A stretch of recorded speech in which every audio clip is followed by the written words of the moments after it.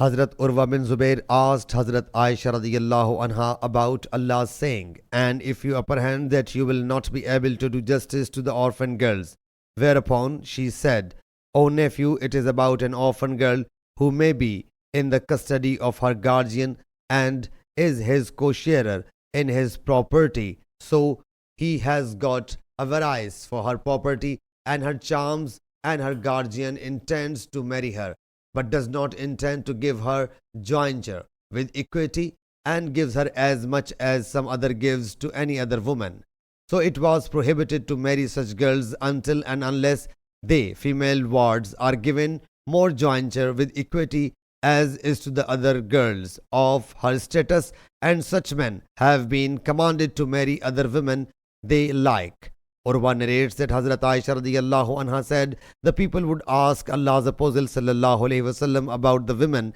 after this verse had been revealed. So Allah Jalla Jalaluhu revealed this verse, and they ask you your verdict concerning women." Hazrat Aisha radiyallahu anha says, in the other verse, but in the same verse, Allah Jalla Jalaluhu has said about those orphan girls from whom one turns his face from marrying them due to their lack of charms or property. She says that it has been prohibited to marry such orphan women who have been rejected due to the lack of property or charms until they have been given complete jointure with equity, because they avoid marrying them due to their lack of property and charms. Sahih Bukhari, Hadith number 4574.